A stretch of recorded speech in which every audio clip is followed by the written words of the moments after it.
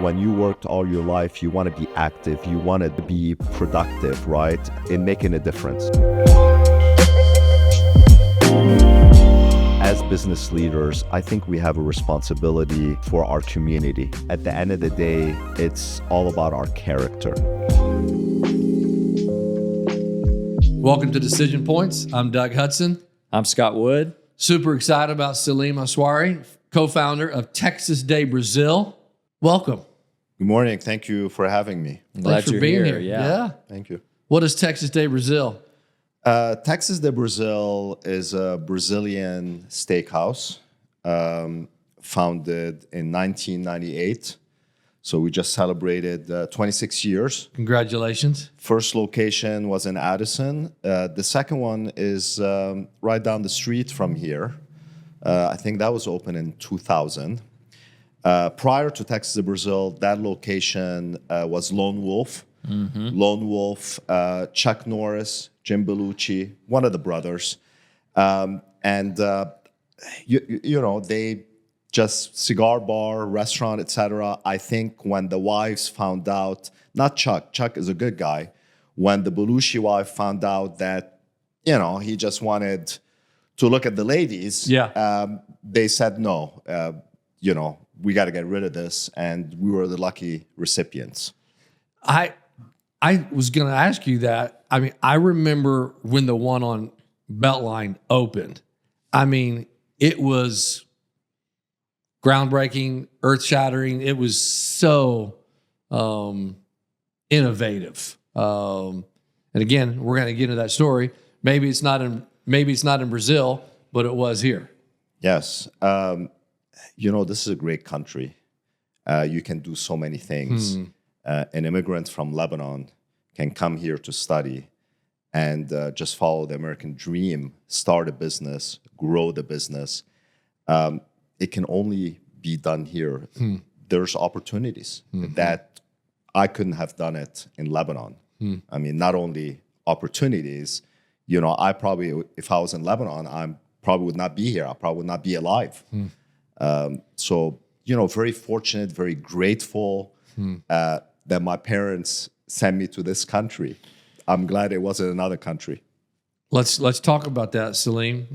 Obviously, that immigrant is you. Why did your mom and dad send you here? Do you have siblings? Were they all sent here? Give us some of your background. So I had an uncle that came here. He went and studied in Columbia, New York. And so, you know, immigrants, it's always where is family. And I was very fortunate that my uncle was in the States at the time. So I came in 81. Bryan College Station.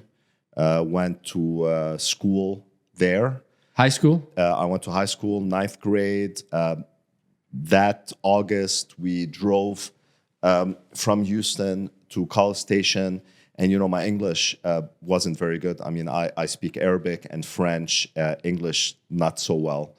You're probably looking at me and saying, you don't speak it very well now. You know what? Your English is amazing. It's a lot better than my Arabic or my French. Yeah, and, you know, I get away with it. When I make mistakes, I'm like, look, English is not my first language. It's my third language.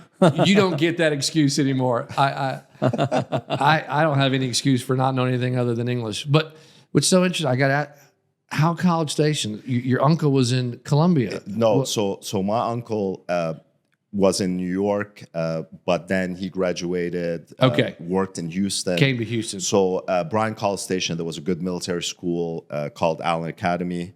You have to remember, 1981, Bryan College Station was, wow. I mean, if you see it now, it's night and days. Yes. Right? And that was the time, and if you're not an Aggie fan, but that was the time when there were a lot of Aggie jokes. They were horrible. They were horrible in sports. They're better. You know, some might argue they're not, but they're doing better. Yeah. So we drove. We get there. The headmaster is like, "Would y'all like to use the restroom?" And then I'm like, "What the heck is this? This is the toilet."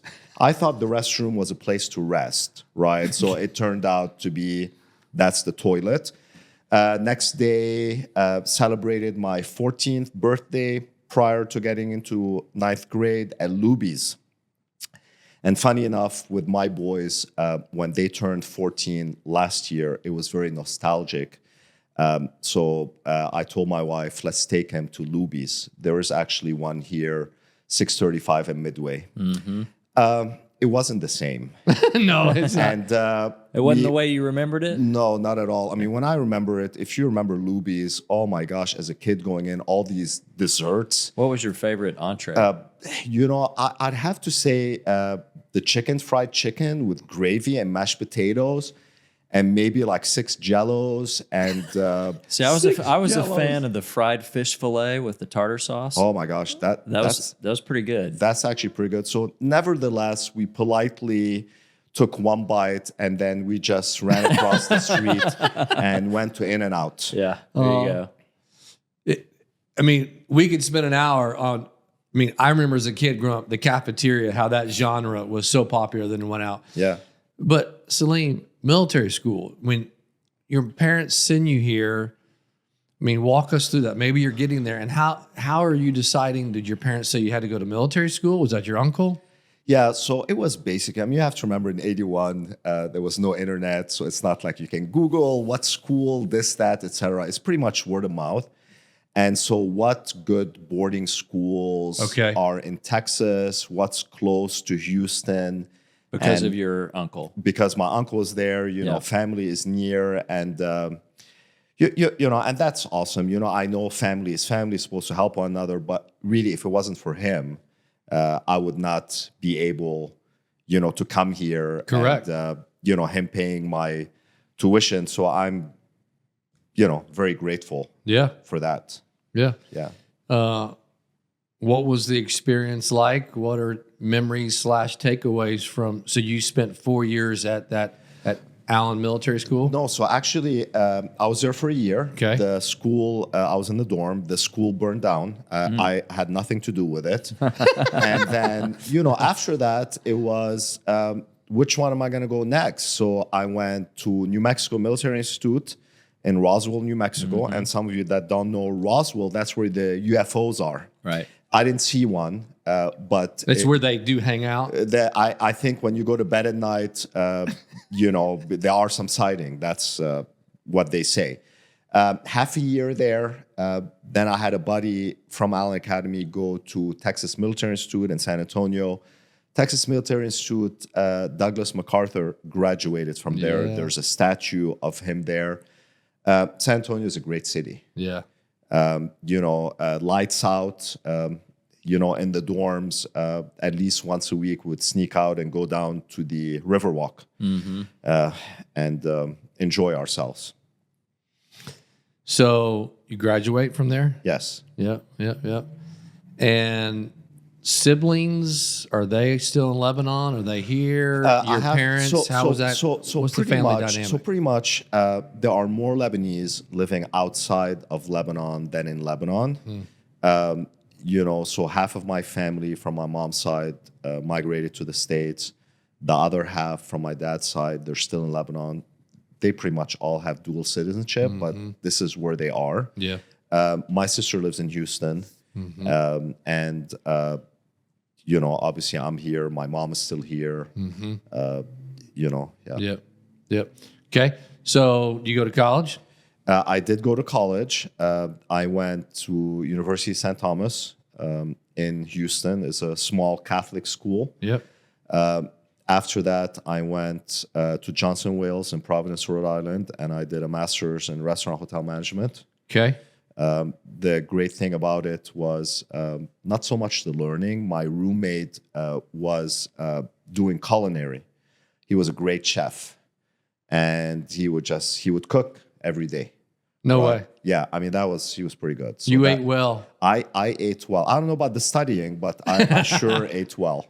So where's this love? Where's the attraction to food and beverage coming early in your life? You know, my dad, I mean, Lebanese people, if you ask someone from Lebanon, what do? They'll tell you import, export. They do everything. So my dad did have a restaurant in Lebanon. Okay. probably lasted a couple of years. So obviously, as a young kid, I had interest in that. I thought it was fascinating.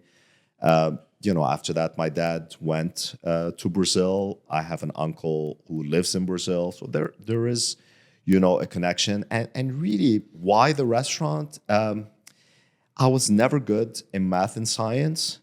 I enjoyed being around people. The restaurant business, people can tell you many things. They can say we're babysitters, but there's never a dull moment. The restaurant business is just crazy, right?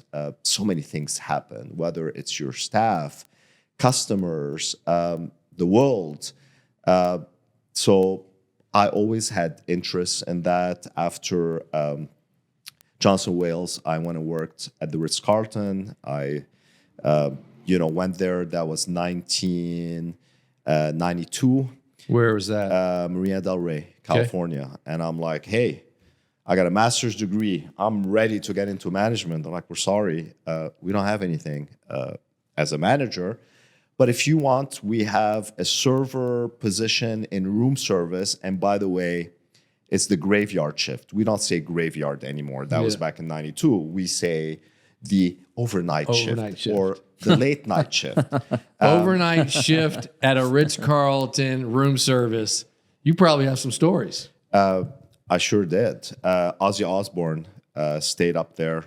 And I kid you not, when we rung up his check, I'm not making this up, 666 was the check number. Nobody wanted to take up the tray to Ozzy. We had basketball players, pretty much everybody that came to play the Lakers and the Clippers. They'd stay there. They stayed there. When Michael Jordan came, it was crazy. People, security and everything. This was hotel guests. Michael, you come stay with me next time. You can use my car, my this, my that. Yeah. I think Charles Barkley was the ringleader. He was always outside on the pool with his buddy, playing poker, taking their money. And famous movie stars that would come. So I took the position. I did start as a server. I learned a lot. I still have a $1 bill, my first tip at the Ritz, framed. And in short time, I moved up to assistant manager. I worked the 3-meal period. I worked banquet. I was the executive steward in a hotel. That's where you're in charge of the pot washers, you're in charge of the silverware, you're in charge of cleanliness of the hotel, the common areas. So before I left, I was pretty much an assistant food and beverage person. And then I came back home to Texas and I wanted to open a tapas restaurant, Spanish food. So, at the time. What age do you come back to Texas? So I was back in my 20s, early 20s. So I was probably like 25, 26. So how many years are you at the Ritz out? 3 years. Okay. All right. So I love how you said I wanted to come back home to Texas. So I think you'd already developed an affinity for Texas. Yeah, I'm working on my Texan accent. And by the way, just to go back, when I first came to this great country in 81, my idea of the United States, I thought Texas was a country. We did have the show Dallas on TV. Yes, we had, a TV. We still think it's a country, by the way. We had the antenna where you had to hit it a couple of times. Yeah. Probably like 5 channels, but we did have Dallas. But Dallas was reliable. I'm like, wow, look at these big caddies, these big roads. I don't even know what the name of them, highway, freeway. Building, JR, Sue Allen. Wow, right? When you moved to Houston, which is big country. So did you buy a cowboy hat? I sure did. Not only I got a cowboy hat, cowboy boots, and if you remember back then, it was fashionable to have a belt with a belt buckle. And I put my name on it in the back, right? So I'm in a supermarket line. This guy taps me on the back. He goes, "What's that?" And I'll go, "What's what?" He goes, "What's that on the back of your belt?" I'm like, "Oh, that's my name." It's probably the only Salim in Bryan College Station. It wasn't Bubba. No. Or, Fred. Right.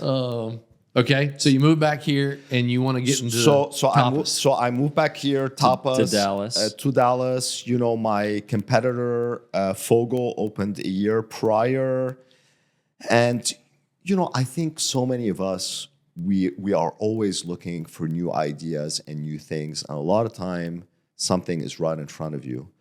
All you have to do is have a niche for yourself, be a little bit different, improve on certain things. And it is a big market. You know, you're not going to go to the same place all the time. So that's how Texas Brazil first started. You know, my uncle came along.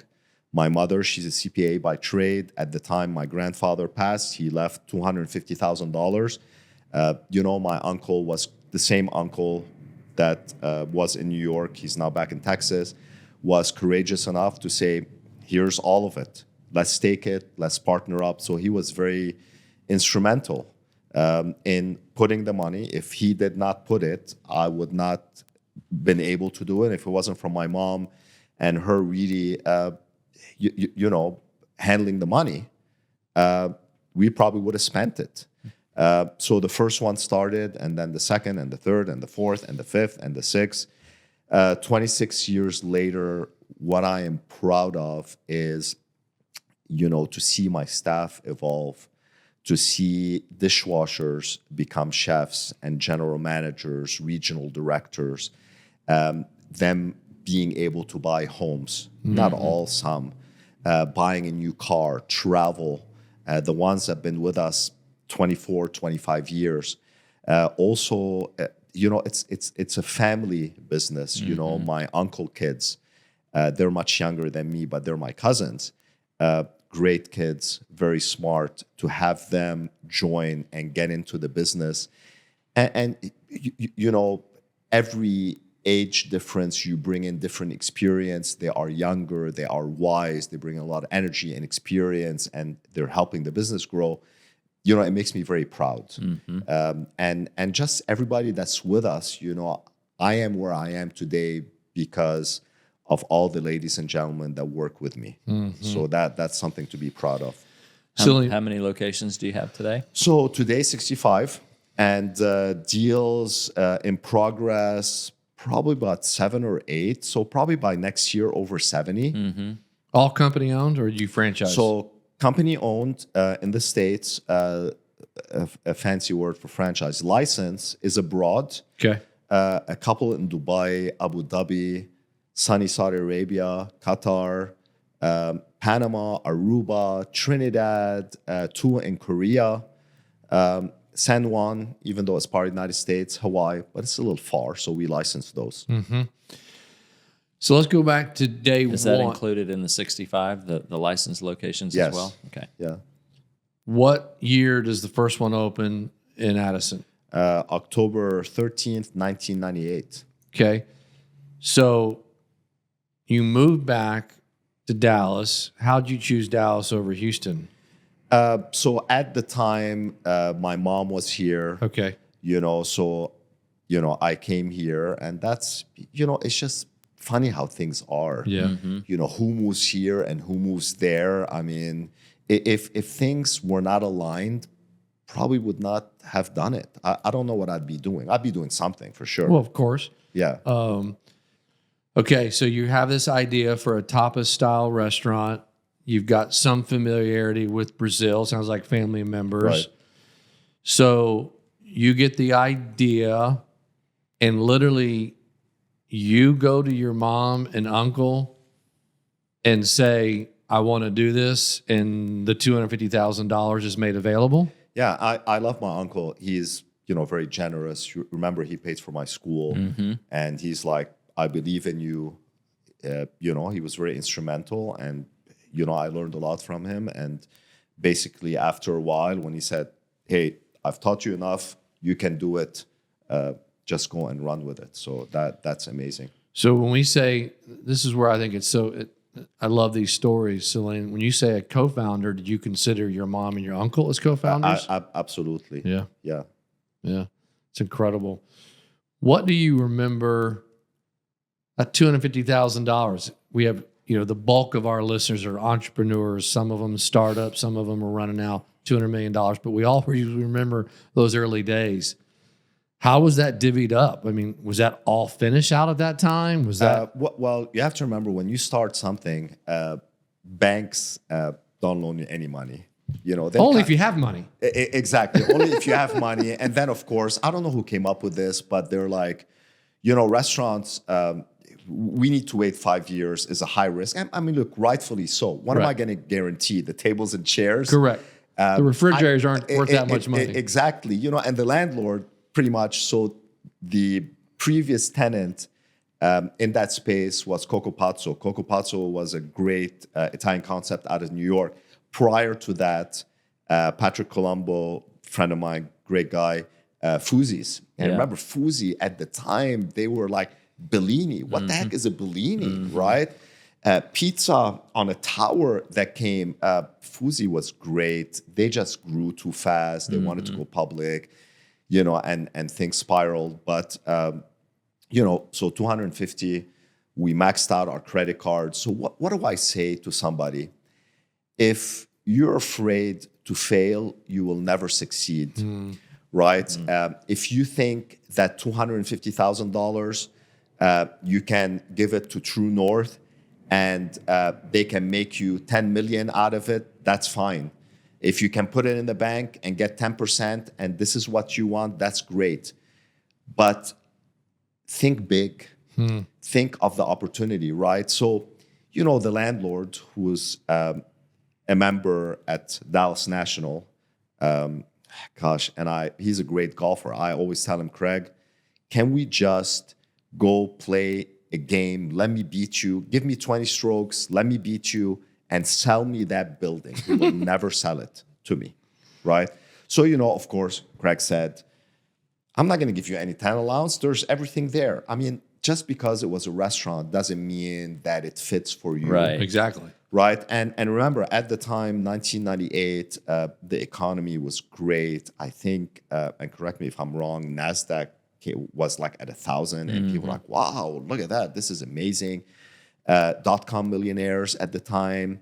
It was really hard getting staff, but the economy was booming. And when I opened, my competitor Fogo was there as well. I didn't want to open a mile from them. It's just, this is what happened. So people will come in and say, you're a copycat.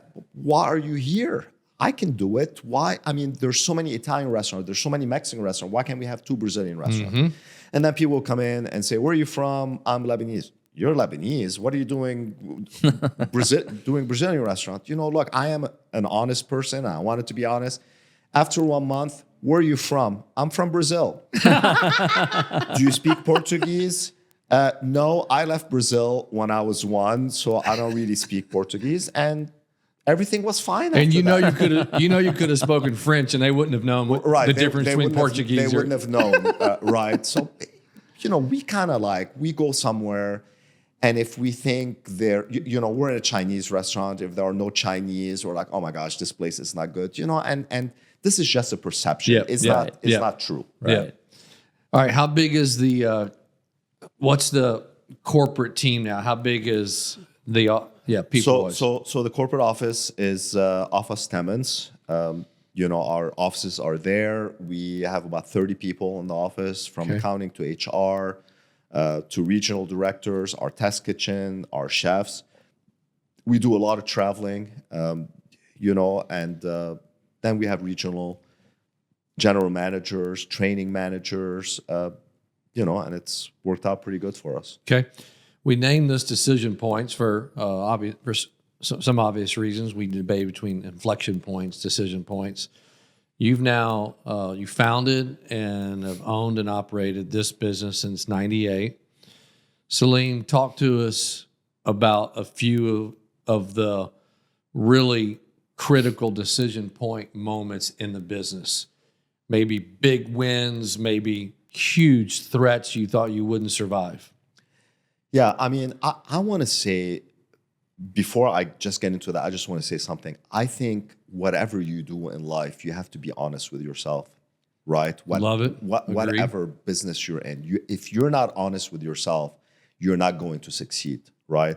So what product? You can't just look at your P&L and say, wow, I'm up, everything is good, if you know your quality of food is not good, if you know that you know you have a few holes in your staff that you need to correct. But if you're honest and you can fix these things, right, you can be successful.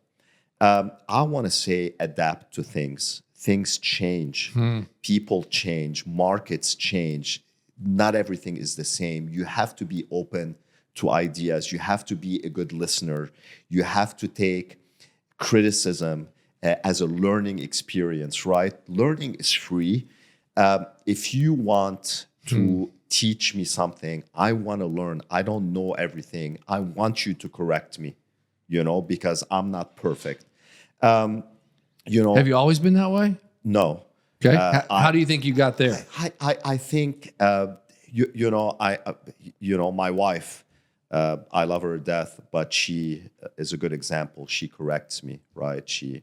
We're having dinner somewhere. She'll kick me under the table, give someone an opportunity to speak. But you have someone has to be there to watch you, right? Someone to correct you, and you have to be open-minded, for that. But I think you grow into it. Just like I said, you make mistakes, you learn from your mistakes. You have to be patient. I'm impatient. I'm working on it, right? You don't have to make your decision right then and there, right? You can take the time. You can count to 10 before you decide, right? You have to listen, whatever your target is, whatever you're doing, from someone who's young and someone who's a little bit older.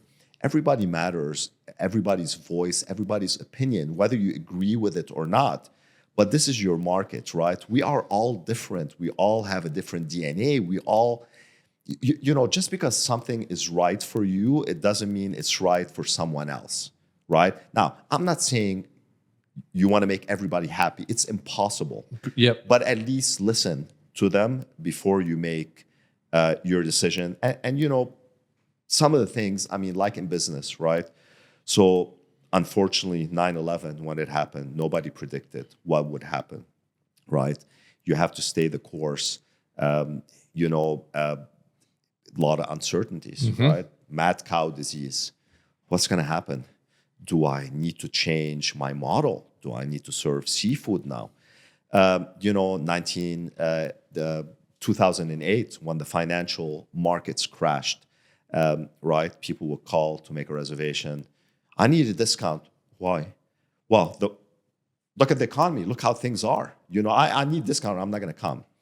And then COVID. Who would have thought? As a country, we're Americans are resilient. There's no such thing as a no. And all of a sudden, someone tells you, you're going to be closed for 2 weeks and then a month, and we don't know what's going on. That was, very dark. And then obviously the death and people losing their homes and their jobs, etc. But it makes you stronger, right? And as a business, whatever happens, we don't know what's going to happen tomorrow. But as a business, if you have your act together, when you come up to challenges, you will be able to navigate them, right? So, for example, someone who invests, if you know what you're doing and something happens, you're not going to panic. I think the key to take away from this is you can't panic. You have to be, I know it's easier said than done, but you have to be calm and collected during turbulent times. And the other thing is, trust is very important, right? Trust in my vendors, trust in my landlords, trust in my staff, right? The same thing with you guys. There's a lot of money managers, there's a lot of banks. Interest rate is interest rate, right? Lending is lending. But people make the difference, right? When you look at someone in the eye and you shake their hand and you make them a promise and you don't go back on your word, look, trust goes a long way. A handshake still goes a long way. Saying what you can do goes a long way, and what you cannot do, being honest. Sometimes honesty is not what people want to hear, but they will respect you and appreciate that. Is Texas Day Brazil privately family owned, or do you all have investors? What does the ownership look like? It's privately owned. Okay. It was very tempting in the beginning when private equity would come along and offer you like 5 million, 10 million. Wow, that's a lot of money, right? But we didn't. And I'm not saying private equity isn't good. It just depends on your model, right? Sometimes it's great because they help you grow and they put in money. They take you to the next level. They have a wealth of experience, right? But for us at the time, I don't know, it wasn't. And now we really don't need anybody. We're very, very fortunate that when we open locations, we, it's from cash flow. We get a bank loan. We have a great relationship with our bankers. We have a big line of credit, and the landlord pitch in. So it's been a great formula. Okay. Do you agree or disagree with this statement, Salim? The best business you can build is a business that you build with the exit in mind. I agree. I think you always have to think ahead. It's kind of like retirement, right? You know when you're going to retire most of the time, unless someone asks you to leave. But then what are you going to do after? It's always good to plan when you're doing something. It's not good to plan when you're not doing anything because, the panic button again, right? I got to do it. I got to take this. I got to do that, right? That doesn't mean that there is an exit strategy. We don't know when is the exit. We don't have a date and time, but it's always good to always think ahead, to have a plan. That's very important. I mean, in everything you have, right? I mean, what do you want to do with your money? What are you going to do with it? 1-year plan, 5-year plan, 10-year plan. And I think once you put that out there, it really helps you navigate things more clear. How do you think about the future of Texas Day Brazil and kind of where you go from here? Obviously, I think the future of Texas Brazil is very bright. I think the future of the hospitality industry, restaurant industry is very, very bright. I know your previous guest, Nick and Greg Katz. I love these guys, hard workers, humble beginnings. They worked hard, and look where they are here. This is really the American dream: working hard, right? Roll up your sleeves, and work hard.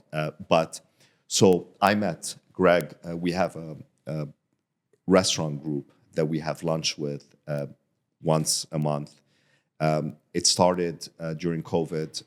I was very fortunate to be invited to the group about 6 months ago. I want people to know that my group consists of about 50 to 60 restaurateur owners in Dallas. Any restaurant you can think of, they're here. We sit side by side. We are friends, not enemies. Right? We support one another. We respect one another. We learn from one another. We love one another, right? Yes, we're in business to make money, but we understand that as a customer, you are not going to come to Texas de Brazil every day. So as a restaurateur, I want my competitors to provide good food and good service is very good for the industry, a few years back when COVID started, we're like, oh my gosh, the takeout, and delivery is just going to shut restaurants down. Prior to that, it was, the semi-cooked meals dropped off at your doorstep, and you got a recipe, and 10 minutes you prepare them.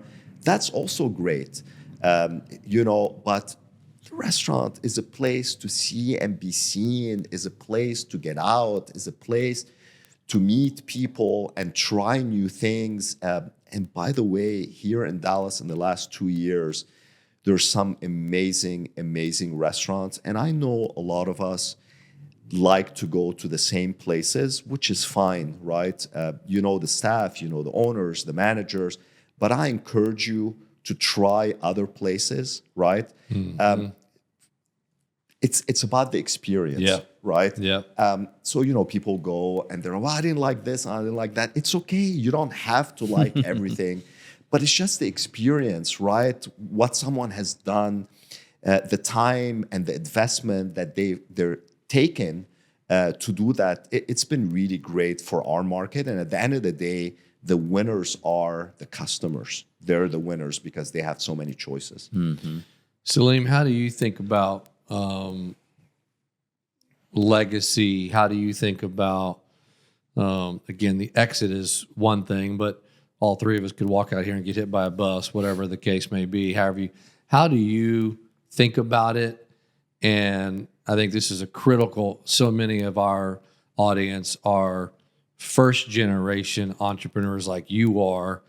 And so they're reaching that point where they might be thinking and need to be thinking, if they're not, how do I transfer this business? How are you guys, what's your thought process? What are some practical things you all are doing in that potential transition? Because it is coming. Yeah. So look, money doesn't last forever. And when you stop working or stop having a business, you can spend money pretty quickly. And everybody's different.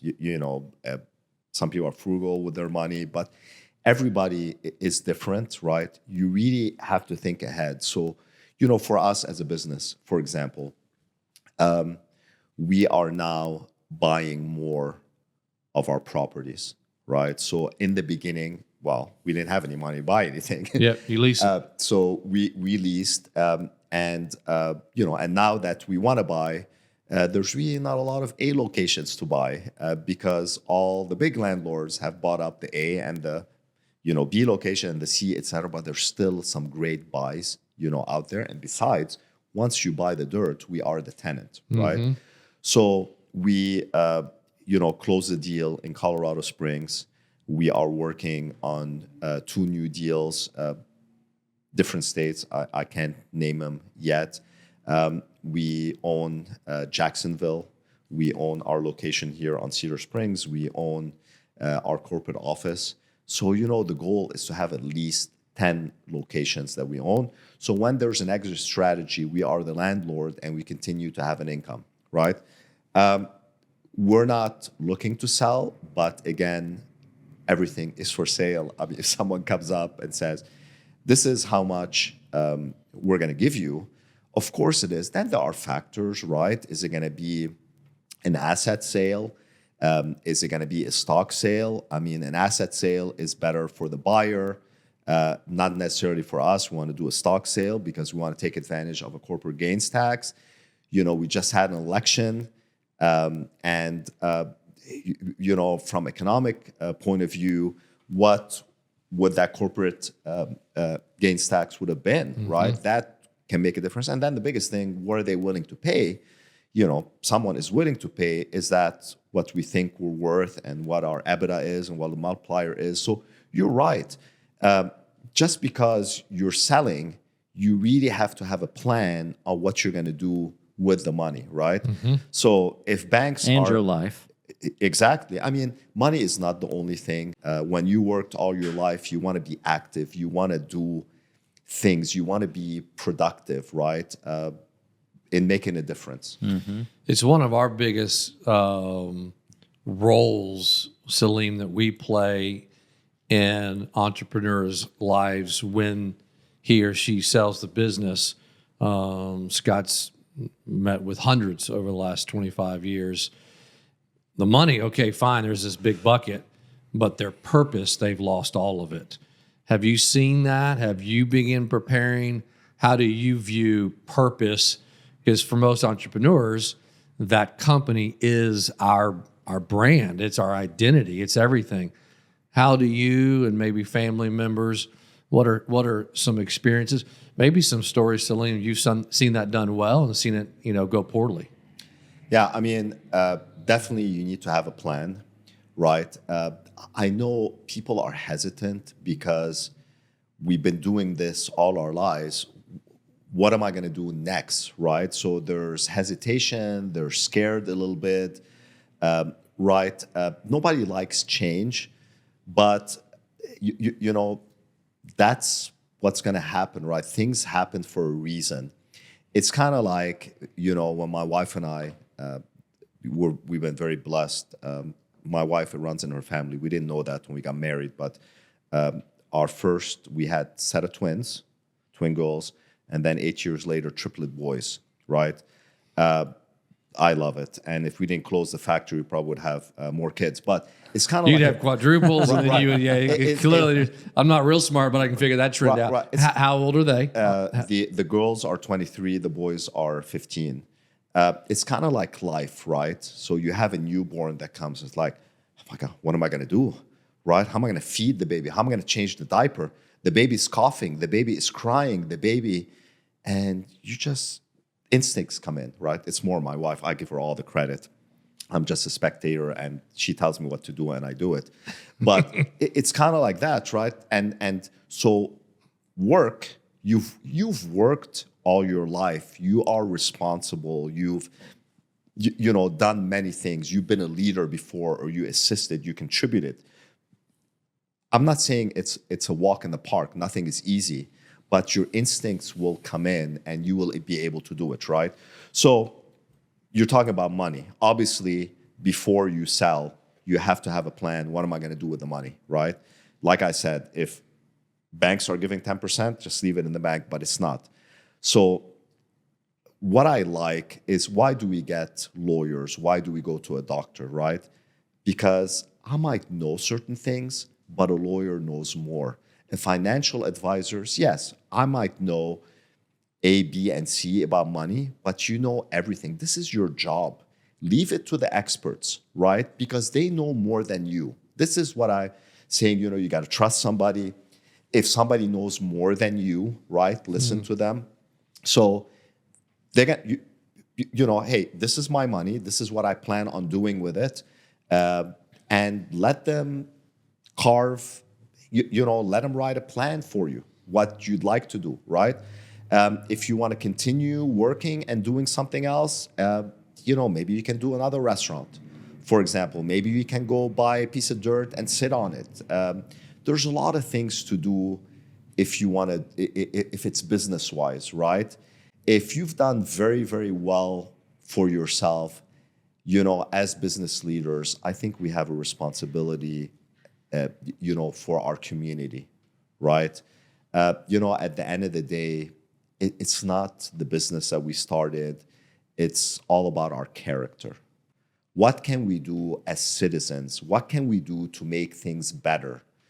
The people around us, right? It's kind of like, if you think you're a great manager or owner or financial advisor, right?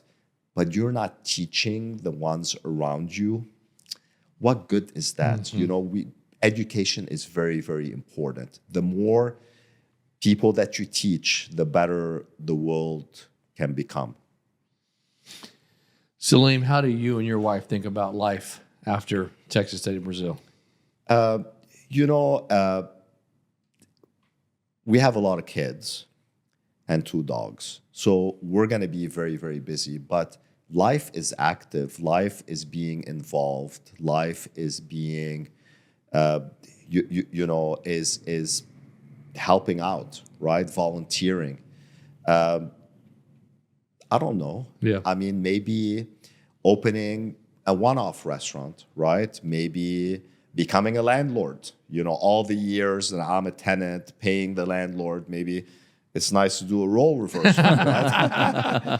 You certainly have a lot of reps on it. Right. I mean, and maybe something like that, sit on boards, not to say I sit on a board, but to help, to, your life experience, but I kind of I like a little bit of, I don't want to plan 100%. I like to plan 75%. And leave the other 25 to uncertainty. Mm-hmm. Things will happen, mm-hmm. right? I mean, we talked mm-hmm. about getting out of here, getting run over by a bus, but you can get out of here and meet somebody, talk to somebody. Networking, the world is a very small place. Talk mm-hmm. to somebody, someone say, look, come help me out in this. You want to do this with me or that with me, and it might be the right fit. Mm-hmm. When you start when you're currently working and doing your thing, you're so, you're not thinking about anything else. The minute you open up your mind, you start talking to people and listening to people, things happen. It sounds like go. It sounds like just listening to you for the last few minutes. It sounds like one, you have a really healthy perspective around the business, and you sort of hold it loosely. So it's kind of like, we got a great business. We're going to keep going. We're going to keep doing what we're doing. We're going to keep executing our plan and taking great care of people and taking great care of our customers. But at the same time, if something comes along that's interesting, then we're kind of open. And at the same time, you're very open to what's next. Right. So it's sort of like you've got this very hold the whole thing loosely, and whatever happens will happen. Yeah, absolutely. I mean, talking to people, sometimes you get invited to a lunch or dinner you don't want to go to, and then you meet somebody that you know. Yeah. I can't tell you how many people. I mean, just talking to you, Doug, Yep. I mean, found out what Park City is, and Y'all go to church together, by the way. Okay. and you know what? And that's You why did I've lunch seen you on before. Sunday. I sure did. For the I whole was church. really worried about the rain, but plan B was to do it inside. But I love Dr. Warren, Jeff, And you've story. done lunch for years on that. I've Sunday. done it for years. You Yeah. and I know Brian Newman, Yep. that I love dearly. He's in heaven, and Yeah. great guy, but Dr. Warren. So I've taken Dr. Warren, I've taken Sam Holmes. Sam Holmes was Love at Sam. Park Cities. He's now at McKinney. First Baptist of McKinney. And Father Garada, a.k.a.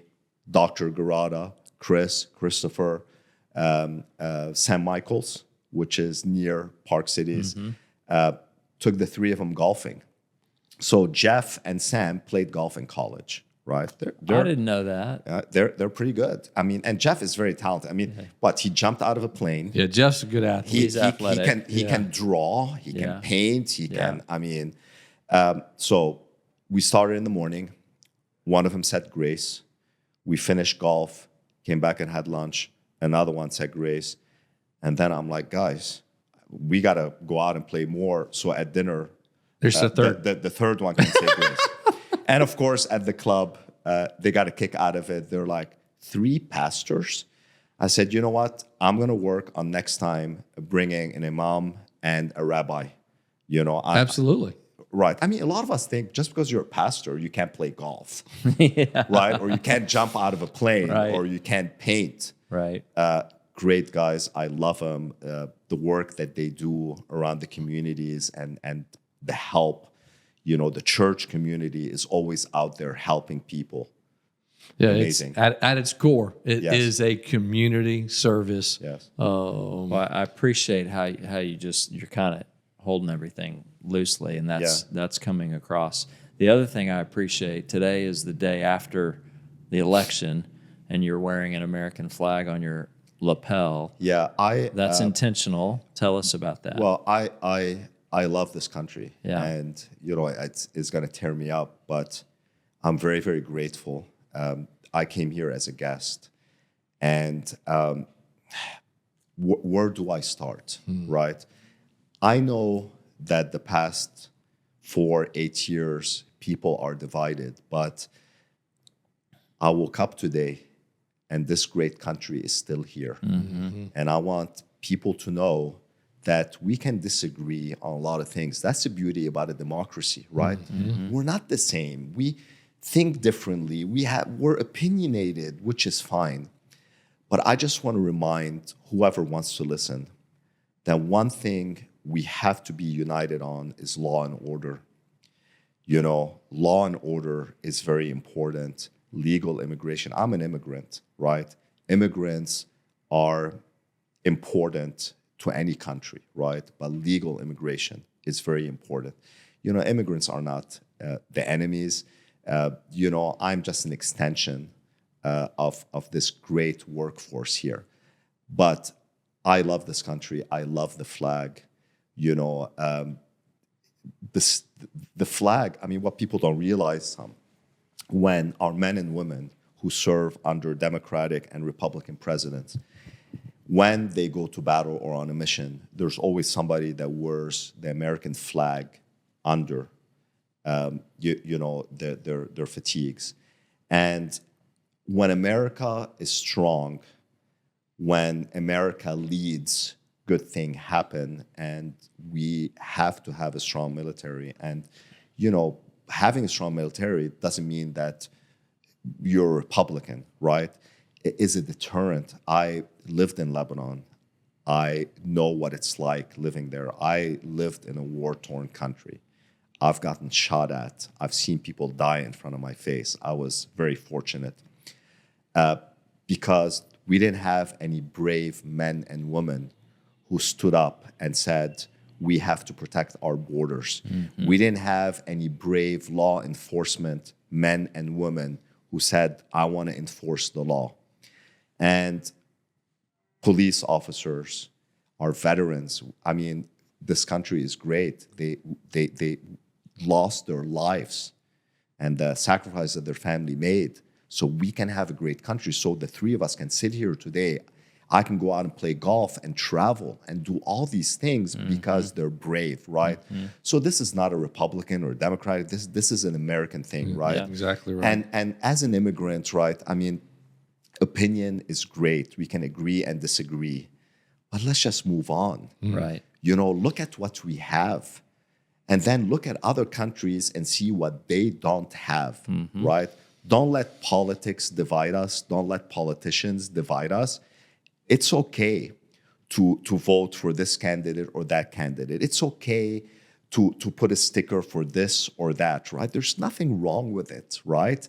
But at the end of the day, let's move forward because we have a lot of things in common. We want to live in peace. We want better things for our family. We want to grow our business. We want to be entrepreneurs. We want a better life. Those are things that all of us have in common. So, yeah, the flag, I love the flag. When I was naturalized in 2004, I still have, I think it was one of the convention centers, I still have the flag that they gave me, is a mini flag. So, I think there were about 5,000 people that day, ceremony, and they go around, they go, who's from China? And a lot of flags, Mexico, India, Lebanon. This flag came out. I looked around. I think I was the only one. Really? Salim, it's interesting.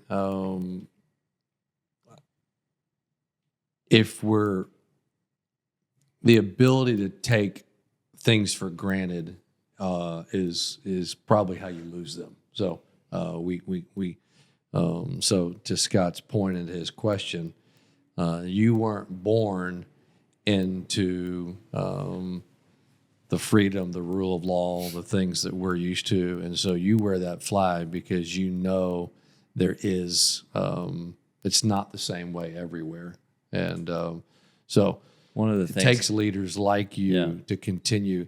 And we've had it's been a theme. We had a lady who runs an incredible venture fund called Radina Cicera, and she moved here, immigrant from Albania, and just perspective is so powerful. She was here yesterday. And I've mentioned it a couple times. We had a guest. He moved from India. He says, if I was president, I'd make every senior in high school go travel for 1 year abroad somewhere. I agree with him 100%. That's so important. It's important to see what the world is like. Yes. Right? I mean, and, some of us that are fortunate enough to travel and go abroad, yes, there's a lot of history in Europe. You go Westminster Abbey, Notre Dame. I mean, wow, the history.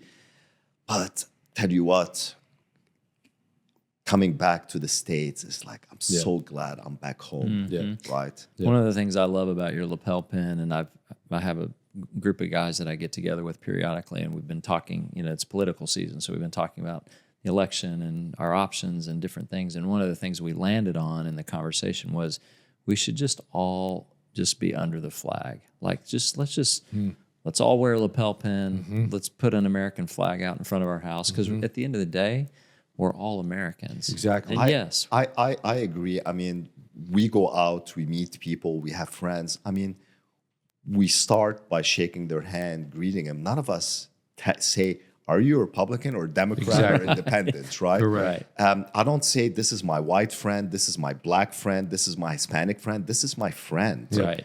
Right? That has nothing, you know what? I mean, this is how it should be, right? It's very healthy to disagree. Yes. You know, and at the end of the day, because we, the citizens, we, the people, make this country great. That's right. And we have to remind ourselves of our responsibility day in and day out. Making things better starts with us, not with them. It starts with each single one of us. That's right. That's a truth to live by. I come back to one other truth that you said, learning is free. I love that. How do you think you got to that that perspective that learning is free? You know, I mean, I don't know. I think when I first came here at 9th grade and I could barely speak English, and then I have my friend teach me, you know, you don't say this verb, or you don't say this or that or whatever. Okay, show me, tell me, correct me, please.